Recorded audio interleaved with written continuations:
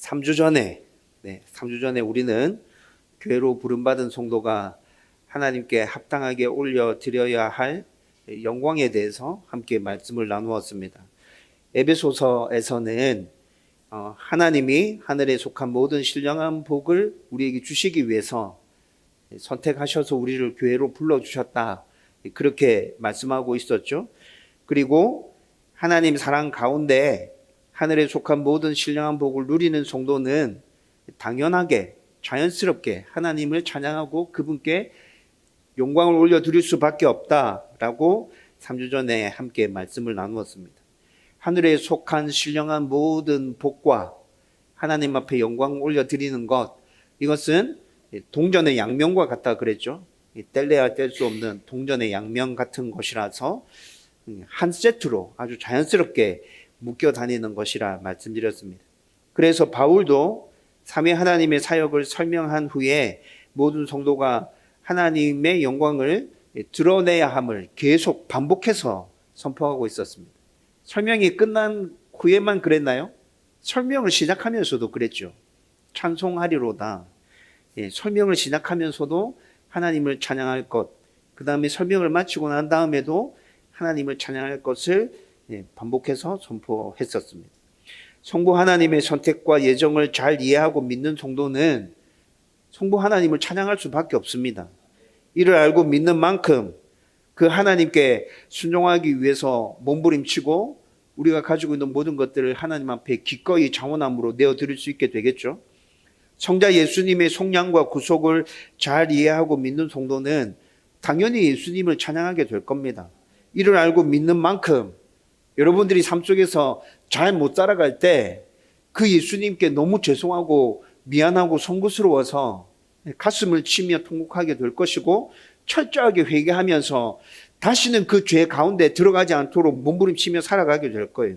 성령 하나님의 인치심과 보증을 잘 이해하고 믿는 성도는 당연히 성령님을 찬양하게 되겠죠. 하루하루 삶 가운데 그 성령님과 동행하면서 성령님이 내 안에 계시다는 걸 믿고 알고 확신하는 것만큼 우리는 그 성령님이 주시는 평안함을 누리게 될 거고, 기쁨을 누리면서 하나님의 자녀로서 이 땅을 잘 살아갈 수 있게 될 거예요. 지금까지 나눈 에베소 말씀으로 나를 교회로 부르기 위한 삼위 하나님의 이 사역들을 여러분들의 가슴 속에 잘 새길 수 있기를 바랍니다. 그리고 삼위 하나님께서 나를 교회로 부르신 이유는 하늘에 속한 모든 복을 나에게 주시기 위함이다. 그 복을 내가 이 땅에서 받아 누리면 나는 자연스럽게 하나님을 찬양할 수밖에 없다. 하나님의 이름을 높이고 그분의 나라를 세우기 위해서 몸부림치면서 아주 자연스럽게 그렇게 살아가게 될 거예요. 여러분, 그 확신을 가지고 여러분들이 그렇게 하나님의 자녀로 이 땅에서 살아갈 수 있기를 주님의 이름으로 축원드립니다.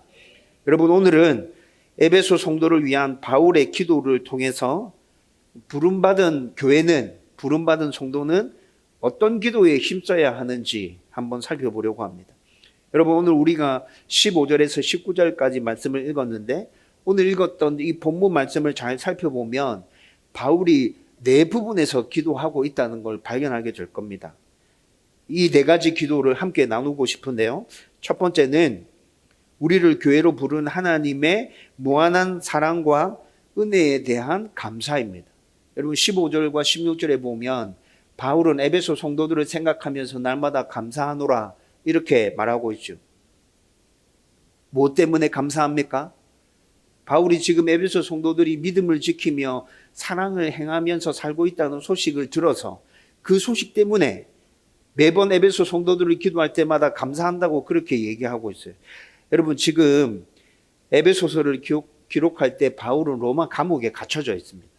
여러분, 에베소에서 3차 전도 여행 때 2년 반 넘게 바울이 에베소에서 사역을 했어요. 그 두란노 성원에서 말씀을 가르치면서 에베소 교회를 아주 든든하게 세웠죠.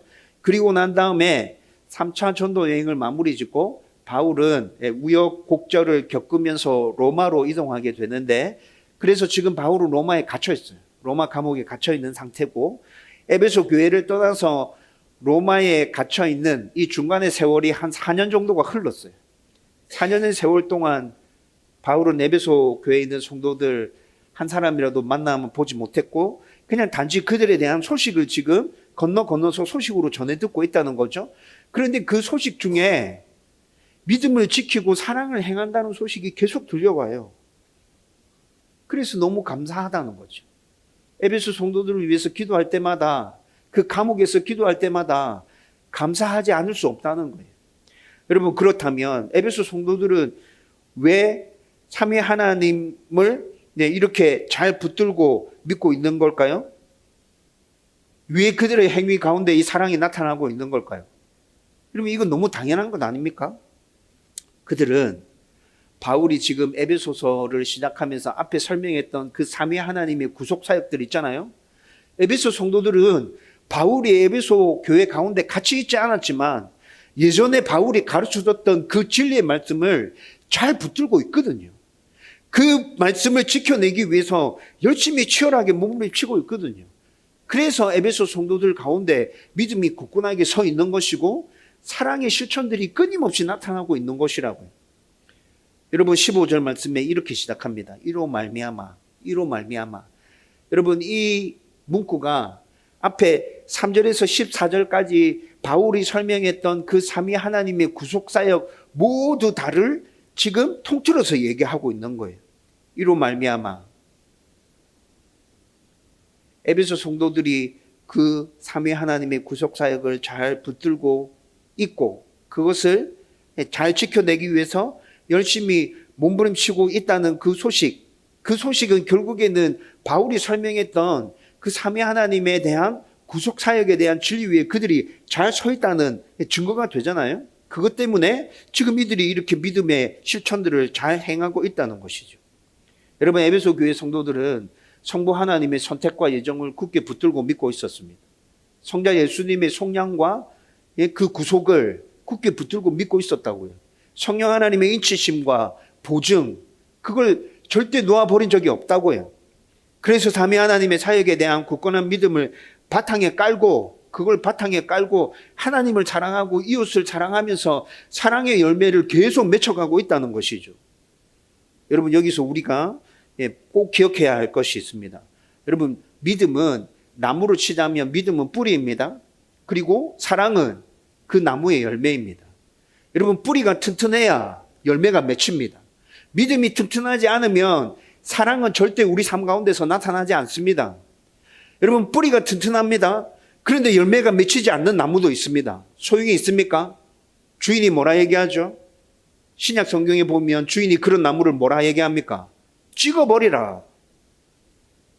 뿌리만 튼튼해가지고 양분 쭉 빨아들이면서 나무가 건강하게 서 있는데 열매 하나도 맺히지 않아. 여러분, 그 나무는 쓸모없는 나무인 거잖아요. 여러분, 믿음과 사랑은 항상 같이 나타나는 것입니다.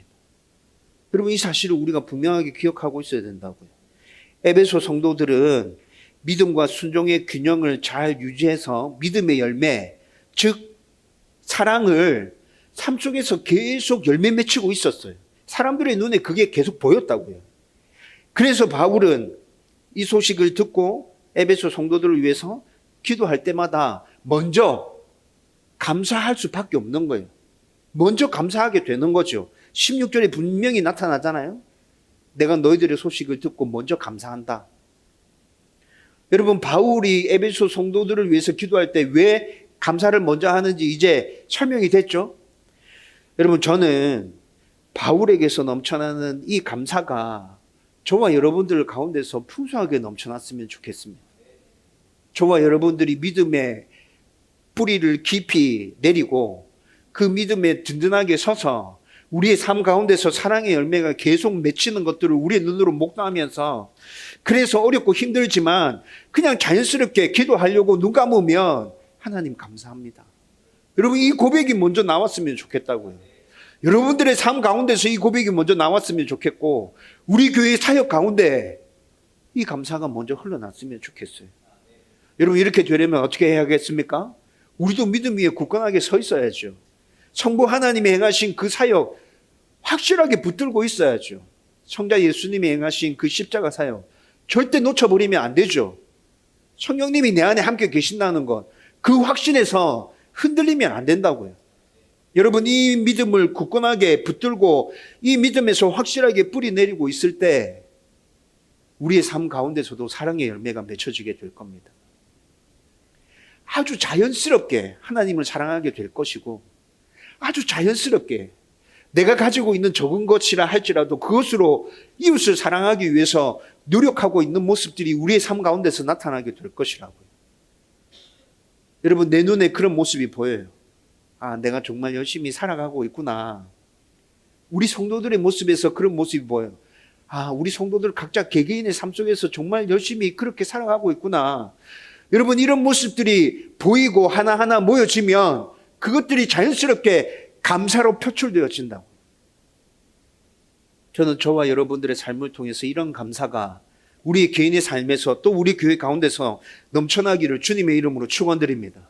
이것이 교회로 부름받은 자의 기도에서 첫 번째로 나타나야 될 기도입니다. 하나님에 대한 감사.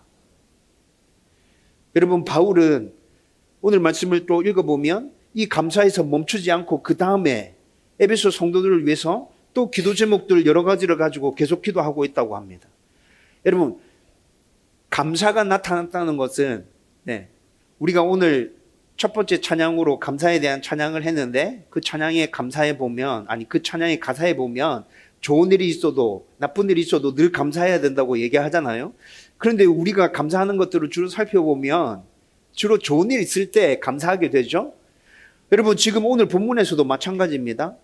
바울의 에베소 성도들의 이야기를 전해 듣고 감사한다고 했는데 에베소 성도들로부터 전해 들은 그 이야기는 그들이 잘 살고 있다는 이야기인 거잖아요. 그렇죠? 네. 감사할 만해서 지금 감사하고 있는 거예요.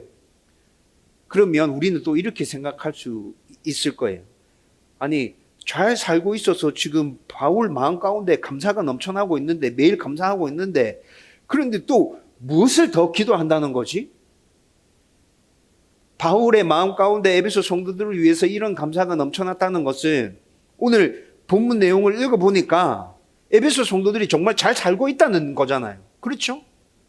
그런데 또 뭘 구한다는 거야? 또 뭘 기도한다는 거지? 여러분, 한번 살펴보십시다.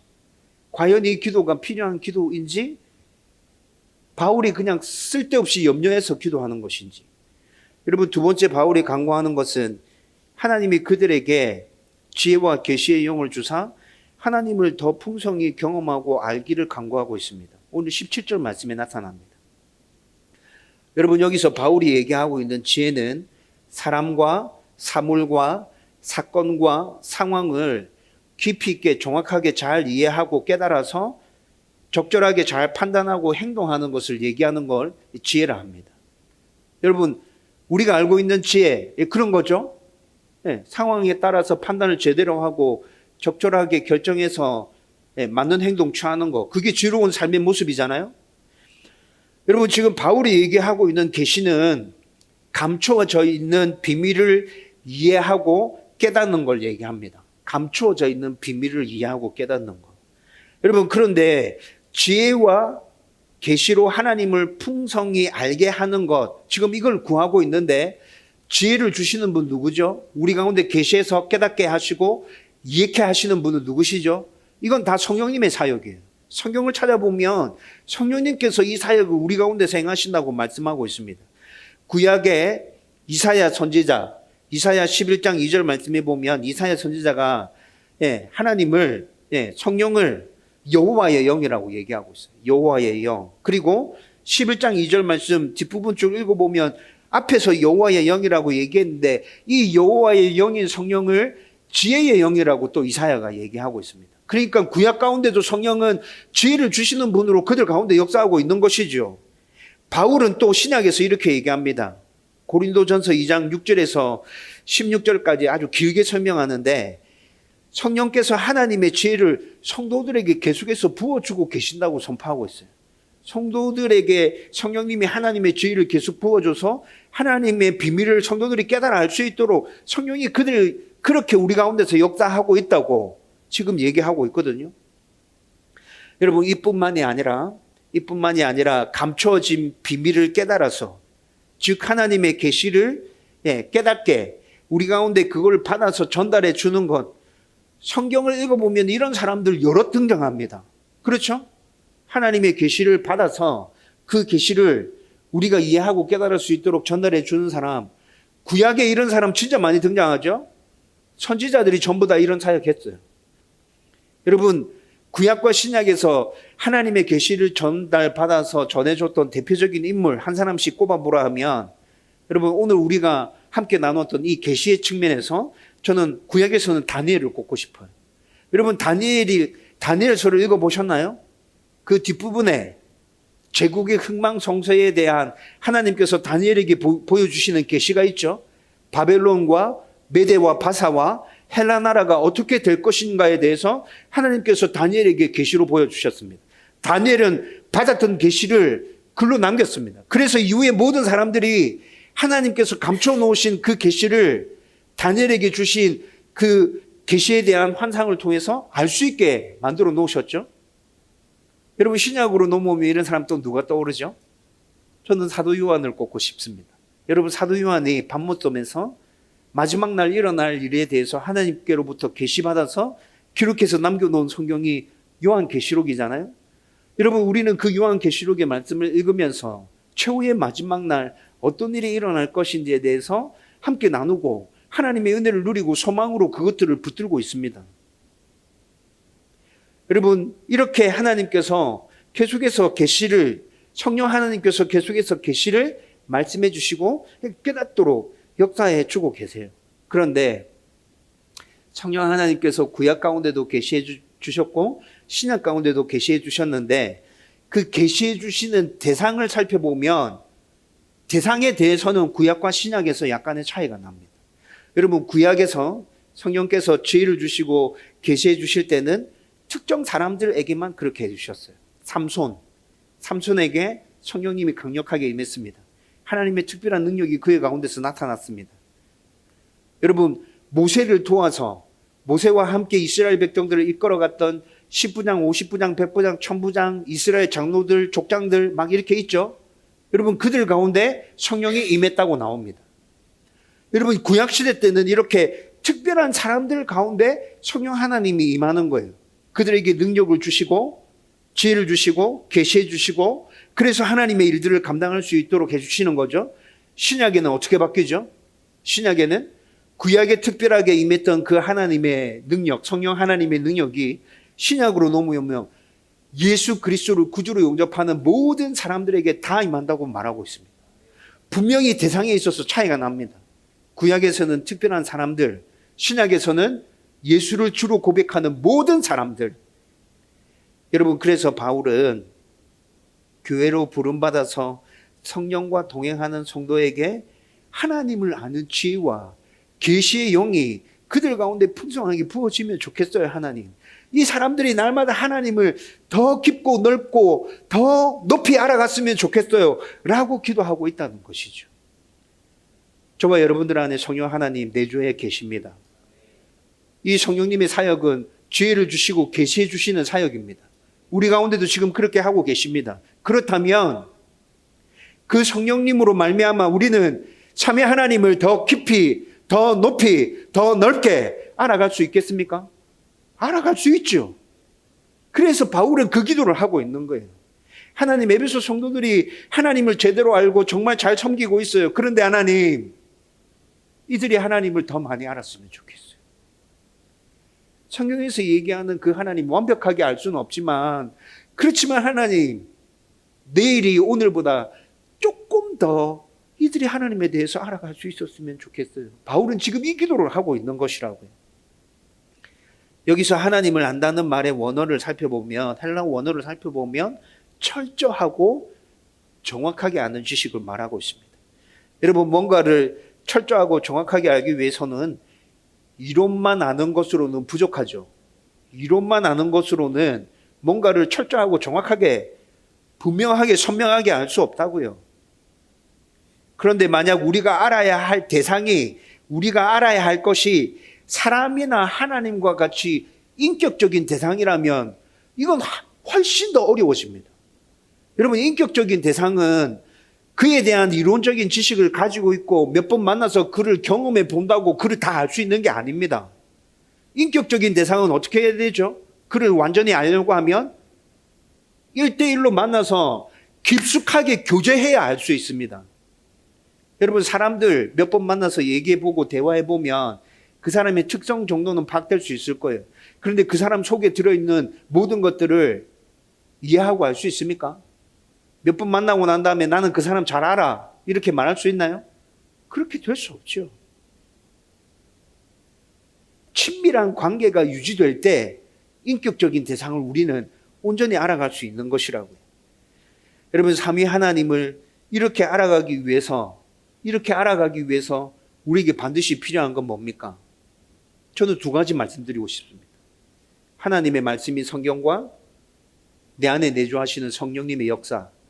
여러분, 이 두 가지가 같이 맞물려져야 우리는 그 하나님을 온전하게 깊은 관계를 유지하면서 알아갈 수 있게 되는 것이죠. 성경만 읽고 묵상하고 연구하고 성경에 있는 것만 계속 알아간다면 그건 그냥 지식적으로 하나님을 아는 것이죠. 여러분, 물론 성경은 이렇게 얘기합니다. 믿음은 뭐에서 난다고요?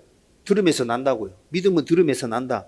여러분, 그런데 이게 믿음은 그냥 성경 말씀을 들으면 그냥 자연스럽게 생기고 완성되어지는 것이라고 오해하면 안 됩니다. 믿음은 들음에서 난다. 이 말은 무슨 말이죠? 들으면서 믿음이 시작된다는 말이죠. 시작된다는 거예요. 시작되는 것과 완성되는 것은 하늘과 땅 차이입니다. 여러분, 믿음의 완성은 결국 무엇입니까? 제가 말씀드렸잖아요. 하나님의 말씀과 성령님이 우리 가운데 역사하시는 것. 이 두 가지가 우리 안에서 조화롭게 진행되어질 때 우리는 성령 하나님뿐만이 아니라 예수님과 성부 하나님까지 완전하게 그 삼위 하나님을 알아가게 될 거예요. 바울은 지금 에베소 성도들이 성령의 역사로 이렇게 하나님을 알고 믿기를 간구하고 있는 것입니다. 성경에서 말씀하는 하나님을 이렇게 알고 믿으려면 우리 삶 전체를 하나님을 연구하는 데 다 쏟아부어도 불가능하죠. 안 돼요. 그런데 여러분, 노력하는 만큼 저는 이 부분에서 확신하고 있습니다. 내가 하나님에 대해서 알아가려고 노력하는 만큼 하나님에 대한 지식은 넓어지고 높아지고 깊어지고 길어질 것이다. 그렇게 넓어지고 높아지고 깊어지고 넓어진 만큼 나는 내 삶 가운데서 그 하나님을 경험하며 살 수 있을 것이다. 여러분, 제가 가지고 있는 확신입니다. 그래서 저를 위해서 기도할 때 하나님, 조금이라도 하나님에 대해서 더 알 수 있도록 은혜를 주십시오. 말씀을 읽을 때, 묵상할 때, 기도할 때 그 하나님을 새롭게 알 수 있었으면 좋겠습니다. 여러분들을 위해서 기도할 때도 똑같이 기도합니다. 하나님, 우리 성도들이 그 하나님을 날마다 조금씩 더 많이 알아가게 해주십시오. 알게 된 그 하나님을 삶 속에서 경험하게 해주십시오. 그래서 지식으로만 하나님이 남아있는 게 아니라 가슴 속에서 살아 숨쉬는 하나님과 동행하는 성도들이 되게 해주십시오. 하나님, 여러분들을 위해서 계속 그렇게 기도하고 있다고. 여러분, 바울이 지금 에베소 성도들을 위해서 왜 이렇게 기도하고 있는지 이해되지 않습니까? 교회로 부름받은 여러분들도 나를 위해서 함께 신앙생활하고 있는 우리 성도들을 위해서 이렇게 기도하고 싶지 않습니까? 세 번째로, 그들의 마음 눈을 밝혀주셔서 부르심의 소망과 기업의 풍성함을 깨닫기를 간구하고 있습니다. 여러분, 오늘 18절 말씀에 나타나고 있죠. 여러분, 18절 말씀에 보면 마음의 눈을 밝히사 이렇게 얘기합니다. 마음의 눈을 밝히는 분 누구십니까? 이것도 성령님이 하시는 사역이거든요. 앞에 17절 말씀에서 계시의 영을 부어주사, 지혜와 계시의 영을 부어주사, 이것도 성령님이 하시는 사역이에요. 근데 성령님이 지금 이렇게 해주시면 좋겠습니다라고 기도하고 있는데 약간 다르게 지금 표현하고 있죠. 네. 성령님이 우리 가운데서 이렇게 해주신다는 걸 지금 바울의 에베소 성도들한테 좀 강하게 어필하고 싶은 것 같아요. 하나님이 성도를 부르실 때는 아무 목적 없이 그냥 부르셨겠습니까? 저와 여러분들을 교회로 불러주셨잖아요. 하나님의 자녀로 불러주셨죠. 하나님이 그냥 아무 목적 없이 우리를 하나님의 자녀로 교회로 불러주신 걸까요? 아니요. 하나님은 목적을 가지고 계십니다. 이거에 대해서 우리가 3주 전에 살펴본 것이잖아요. 그렇죠? 3주 전에 우리가 이것에 대해서 말씀을 나누었다고요. 하나님이 가지고 계신 첫 번째 목적은 에베소 말씀을 근거해서 살펴보면 첫 번째 창조 때 세운 그 본래의 목적대로 하늘에 속한 하나님이 가지고 계신 모든 신령한 영적인 복들을 우리 가운데 부어주시기 위해서 하나님 우리를 창조하신 거라고. 하나님은 그 복을 우리에게 주시길 원하세요. 그런데 여러분, 죄로 말미암아서 이 첫 번째 하나님의 계획이 어그러졌죠? 어그러졌어요. 하나님께서 이 어그러진 이 계획들을 다시 올바르게 원위치시키고 우리 가운데 그렇게 해주시기 위해서 하나님께서 하실 수 있는 모든 일들을 다 감당하심으로 우리를 구원해 주셨잖아요. 죄로부터 우리를 건져내 주셨어요. 그리고 망가지고 찌그러졌던 우리의 모습들을 다시 온전하게 회복시키셨고 하나님께서 지금 하늘에 속한 모든 복들을 우리 가운데 주시기 위해서 사역하고 계신단 말이에요. 여러분, 그런데 그 사역을 받은 우리는 어떻게 된다 그랬죠? 3주 전의 말씀에 따르면 한번 기억을 떠올려 보십시오. 그렇게 하나님께서 베풀어 주신 은혜와 복을 계속 받고 있어요. 그것을 인지하고 있어요. 알고 있어요. 그러면 그 사람은 자연스럽게 어떻게 된다 그랬습니까? 하나님을 찬양하게 된다 했잖아요. 아, 하나님이 나에게 복 주시기 위해서 이렇게 놀랍도록 은혜 베풀어 주셨구나. 진짜 그 복을 나의 가운데 주고 계시구나. 알고 깨닫고 믿고 있고 누리고 있는 정도라면 자연스럽게 하나님을 찬양하게 될 거예요. 여러분, 이것이 하나님께서 세우신 계획이라 말씀드렸잖아요. 하늘에 속한 모든 신령한 복을 주고 그 복을 받아 누리는 그 사람들이 자연스럽게 자원함으로 하나님을 찬양하는 거. 여러분, 하나님은 지금 이 계획을 세우시고 지금까지 일하고 계신 것이라고. 교회로 부름받은 성도는 하나님 부르심의 목적대로 이 복을 누리면서 하나님의 영광을 드러내면서 살아야 합니다. 그런데 온전하게 하늘의 모든 복을 누리고 하나님께 합당한 영광을 올려드리는 것은, 온전하게 그렇게 되는 것은 이 땅에서 가능한 일인가요? 천국에서 가능한 일이죠. 네. 이 땅에서 분명히 우리가 하나님께서 주시는 은혜와 복을 받아 누립니다. 그런데 성경을 잘 읽어보면 그건 그냥 맛보는 수준이라고 계속 얘기해 줍니다. 분명히 하나님의 역사가 시작됐어. 하나님의 구원은 시작됐어. 너희들은 하나님의 구원받은 하나님의 백성들 맞아. 그런데 아직 완성되지는 않았어. 그 완성은 언제 이루어진다고요? 예수님께서 다시 이 땅에 오시는 날 완성되어질 거예요. 그날 내가 너희들에게 주려고 하는 모든 복들을 너희들은 풍성하게 받아 누리게 될 거예요.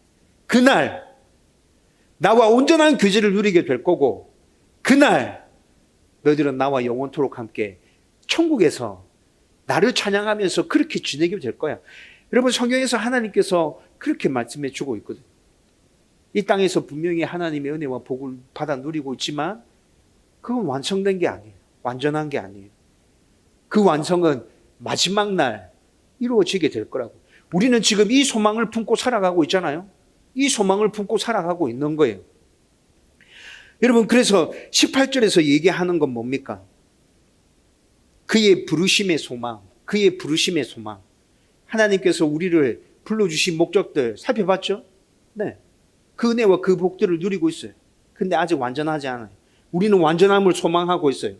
이것이 그의 부르심의 소망이란 말이에요. 그리고 이 소망은 막연한 우리의 바람이나 소원이 아니라 성령님이 우리 안에 내주하셔서 보증해 주시는 것입니다. 여러분, 성령님이 우리 안에서 보증해 주신다고 할 때 사탄의 정죄에 대해서만 성령님이 우리를 보증하고 있다고 생각하면 안 됩니다. 마지막 날 완전하게 누리게 될 하나님의 은혜와 복에 대해서도 성령 하나님은 지금 나에게 보증해 주고 계시는 거죠. 내 안에 계셔서 성령 하나님 말씀하십니다. 네가 가지고 있는 소망 절대 헛된 것 아니다. 망상 아니다. 망상 아니야. 마지막 날 예수가 이 땅에 오시는 날 반드시 이루어질 거야. 너 그 소망 끝까지 붙들어. 내가 보증이야. 성령님이 우리 안에서 계속 말씀해 주고 계신다고요. 바울은 에베소 성도들이 하나님이 우리를 부르신 이 목적을 잘 깨닫고 분명한 소망을 붙들기를 지금 간구하고 있는 것입니다. 또 기업의 영광의 풍성함을 구하고 있죠. 기업의 영광의 풍성함은 성도가 하나님의 기업이고 동시에 하나님께서 약속하신 하나님께 속한 모든 것들을 주시겠다고 약속하신 그 기업, 그 유산까지 다 포함해서 두 가지를 동시에 얘기하고 있는 것이에요. 원문에서는 그렇게 나타납니다. 여러분, 이게 좀 어려울 수 있어요. 여러분, 기업의 영광의 풍성함. 첫 번째, 내가 하나님의 소유다. 이것이 그 말입니다. 두 번째, 하나님께 속해 있는 모든 것이 나에게 상속으로 주어진다. 여러분, 이 뜻도 포함하고 있습니다. 두 가지를 다 포함하고 있다고요. 삼위 하나님의 구속사역으로 교회로 부름받은 성도는 하나님의 소유가 되었죠. 저와 여러분들은 하나님의 소유가 되었습니다. 이것이 하나님의 기업이 되었다는 말입니다. 이렇게 되기까지 앞에서 계속 나눠봤죠. 삼위 하나님이 우리를 위해서 엄청난 일들을 해주셨어요. 그리고 또 이렇게 해주시고 난 다음에 당신의 소유로 우리를 삼고 난 다음에 하나님이 또 약속하십니다. 무엇을 약속해 주시죠? 나에게 속해 있는 모든 것들 너에게 상속으로 줄게. 여러분, 이것도 기업의 영광의 풍성함이라고요. 여러분, 그러니까 하나님께서 지금 우리에게 주시려고 하는 것, 내가 하나님의 소유가 되고 하나님께 속해 있는 모든 것들이 나에게 상속으로 주어지는 것, 한번 생각해 보십시오. 여러분, 우리의 상상으로 이거 다 생각해낼 수 있을까요? 이거 어마어마한 거예요. 어마어마한 거라고요. 바울은 지금 에베소 성도들이 이것을 알았으면 좋겠어요. 다 알 수 없다 하더라도 날마다 하나님께서 나에게 주시려고 하는 그 기업이 무엇인지, 내가 하나님의 기업으로 하나님의 것이 되었다는 것이 어떤 은혜인지 날마다 더 풍성하게 깨달아 알아서 하나님의 사랑과 그 은혜를 가슴에 품고 살았으면 좋겠다고요. 그래서 그걸 간구하고 있는 거예요. 바울의 간구처럼 부르심의 소망과 기업의 영광의 풍성함을 온전히 붙들면, 그걸 잘 깨달으면, 날마다 조금씩 더 알아간다면, 여러분, 그 사람은 더 굳건한 믿음 위에 설 수밖에 없을 거예요. 그렇죠?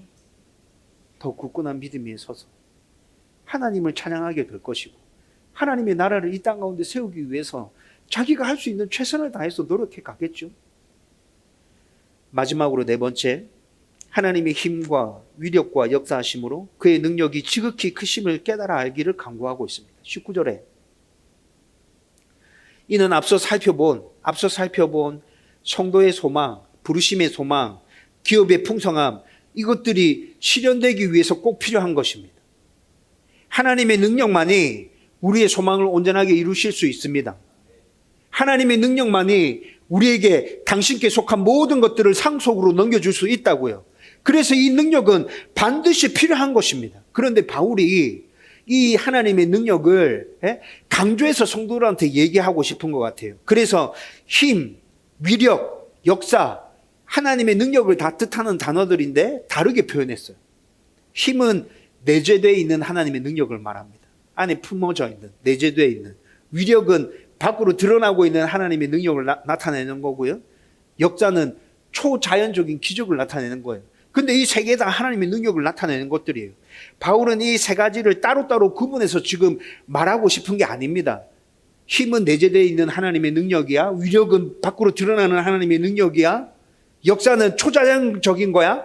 이렇게 따로 설명하고 싶은 게 아니라 그냥 하나님의 능력이, 이런 하나님의 능력이 너희들의 삶 가운데 온전하게 나타났으면 좋겠어 라는 마음으로 강조해서 전하기 위해서 이 세 단어를 같이 한꺼번에 사용하고 있다는 것이죠.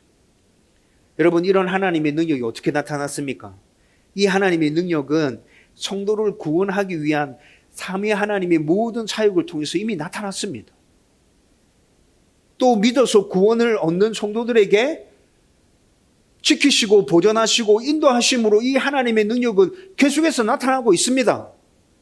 이것뿐만이 아니라 마지막 날 성도들의 부활과 천국에서 그들을 존귀하게 하고 하나님께서 약속하신 그 모든 기업들 우리에게 상속으로 주실 때 이 하나님의 능력은 또 나타나게 될 것입니다.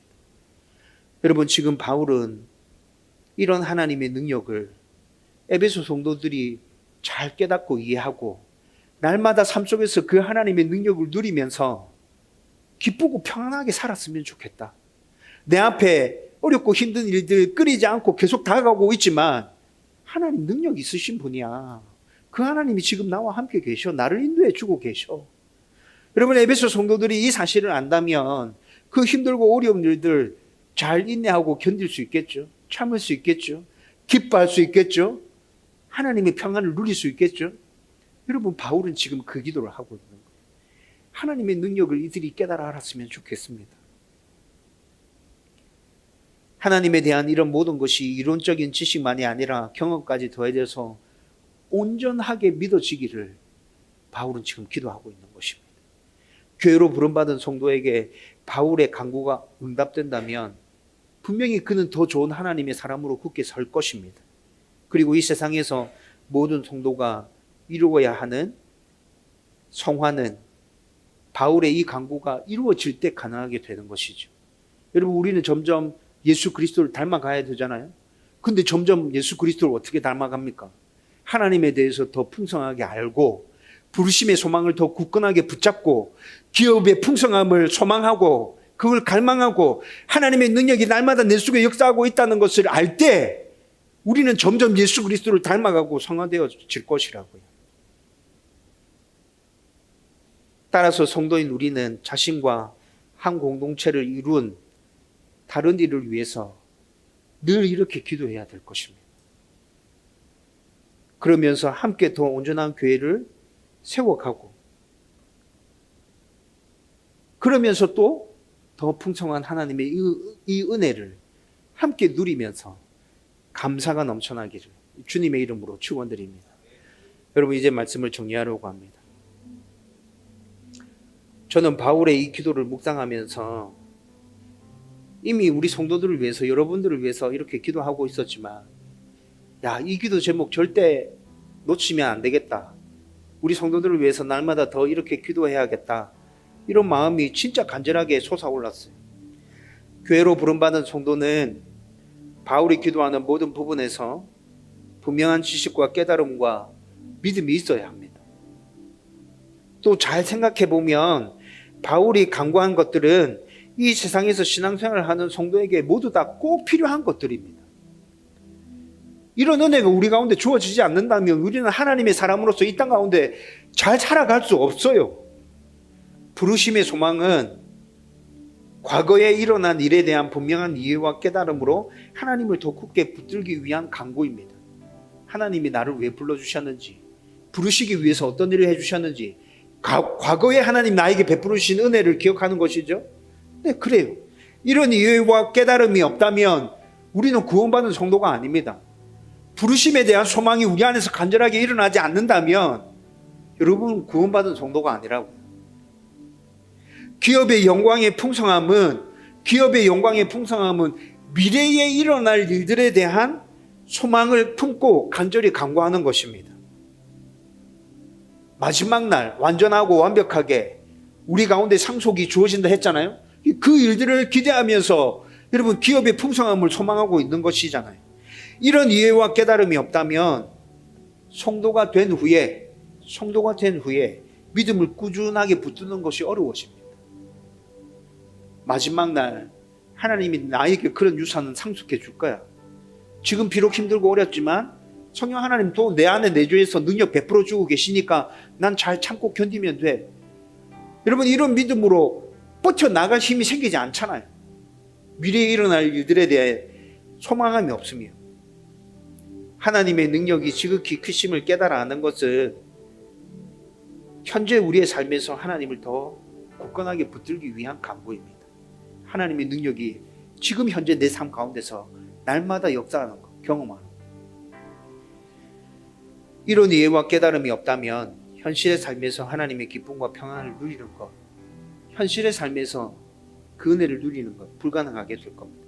이런 모든 것은 하나님을 더 풍성히 알고 온전히 경험하는 것이고 우리의 믿음을 더 굳건하게 만드는 것이죠. 그리고 이 강구대로 우리의 믿음이 굳건해지면 우리는 하나님께 늘 감사하고 기쁨과 평안을 누리면서 그분과 동행하게 될 것이라고. 오늘 함께 나눈 바울의 강구가 우리의 강구가 되기를 바랍니다. 나 개인의 강구, 우리 교회를 위한 강구가 되어서 정말 우리 모든 사람들이, 우리 모든 성도들이 이 은혜를 함께 누리며 하나님의 교회를, 하나님의 나라를 굳게 세워갈 수 있도록 주님의 이름으로 축원드립니다.